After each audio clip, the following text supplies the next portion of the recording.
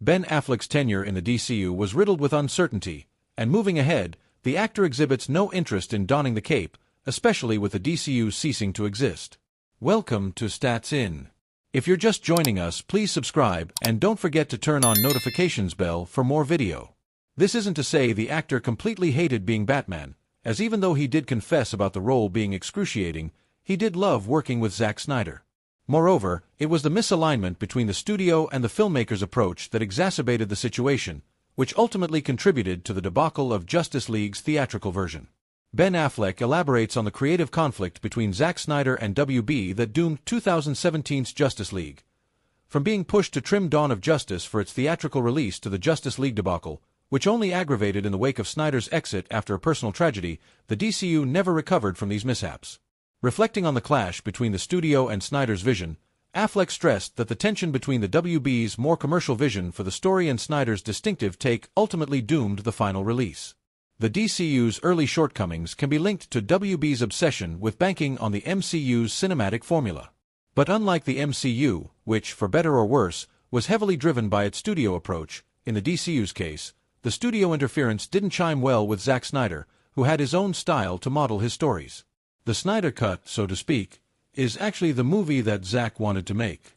Although both Snyder and Affleck have moved on from their DC roots and are now content with their new chapters in the showbiz, at the very least, the BVS filmmaker did get to end things on a good note with the DC brand. He recalled, via GQ, "You have a director with a very clear idea of the kind of story they understand and want to tell and they know. And then you've got a commercial expectation, like a very valuable IP property. And sometimes they'll hire this person for their distinctive take and view, and then want to impose on that something different. And the tension between those two things, I think, was very difficult and caused the first movie to feel very much like neither fish nor fowl." Which happens. Fortunately for fans and Snyder, before the plugs were eventually pulled from the struggling DCU, WB did fold to the Snyder Cut movement, allowing the Rebel Moon director to realize his original vision with ZSJL. The bat suits are horrendous to wear, they're incredibly hot, they don't breathe, they're made to look the way they want them to look. There's no thought put into the human being, inside of it, so what happens is you just start sweating. I sweat, I get hot, in that thing you just start pouring water because it's got the cowl over it. Despite his initial hiccups with the role, similar to Snyder, his DCU journey did end on a satisfying note, thanks to The Flash, in which Affleck finally found his groove in the shoes of Batman. Zack Snyder's Justice League is currently available to stream on Max, USA. In addition to finding himself amid the creative conflict between the studio suits and Snyder, Ben Affleck further hated being in the Batman suit. Contrary to its appearance, which screamed IRL Batman, in practice, the suit proved to be a painful experience for the actor, as he detailed, "There's no thought put into the human being."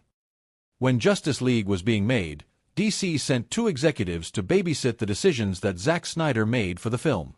Welcome to Stats In. If you're just joining us, please subscribe and don't forget to turn on notifications bell for more video. There were many things that hardcore fans of the comics did not like about his films.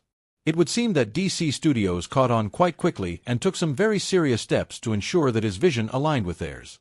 While some might call the measures they took extreme, Snyder did not seem to mind them in the slightest. Zack Snyder has become somewhat of a legend in the world of DC. While the franchise has been moving to a new phase, leaving him behind, the impact that his films had on the reputation of the franchise is something to be studied. While this is true, many seem to forget the kind of criticism that he received when he was in his prime and not a glorified figure of the past. When Justice League was being made, DC sent 2 executives to babysit the decisions that Zack Snyder made for the film. He turned certain characters that were supposed to be bright, like Superman, and turned them grayscale. He also broke quite a lot of fundamental rules for certain characters, with Batman and his refusal to kill being the perfect example of the same. With this in mind, it would seem that the franchise was not taking any chances in his Justice League film. One of the biggest criticisms that Zack Snyder got during his term with DC Studios was the fact that his films were too dark, be it in the general themes of the franchise or simply the visual aspects. The criticism became so widely known that instead of just his films getting such a reputation, the entire DCU was perceived the same way. Although he did not like his position in the slightest, he made sure to be rational about the requests he was making of Snyder. During an interview with Vanity Fair, It was revealed that the franchise had given DC Entertainment creative chief Jeff Johns and Warner Brothers co-production head John Berg the responsibility of overseeing the director's filmmaking process. It would seem that at least one of them was required to be on set at all times to ensure that everything was in check, as revealed by Berg. It was really tricky and not a position that I loved, to be honest. I tried to be forthright about what I thought creatively.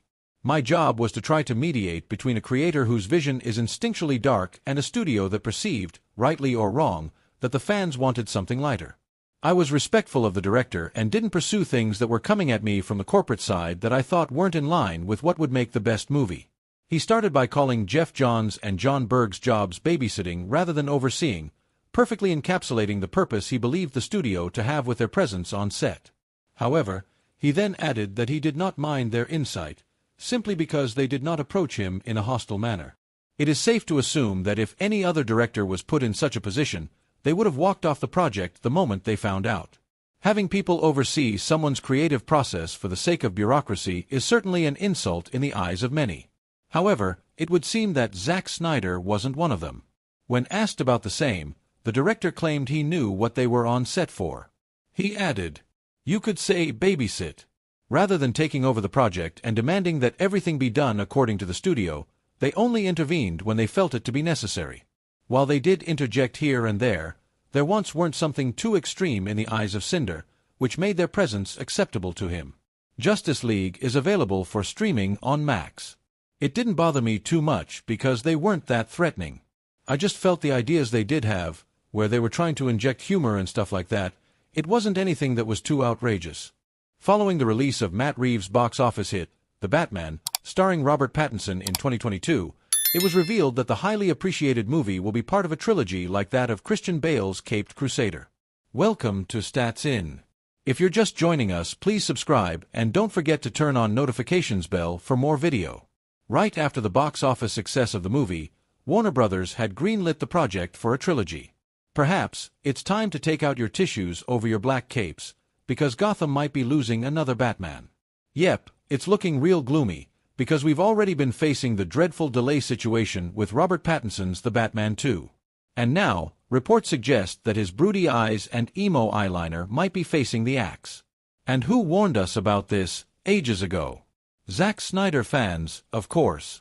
They've been waving red flags louder than a bat signal. Now, James Gunn is reportedly scouting for his own version of the Dark Knight for the rebooted DC Universe, and things aren't looking good for Robert Pattinson's Batman. Robert Pattinson's The Batman 2 might be cancelled as James Gunn is reportedly searching for a new Dark Knight. Gotham feels doomed.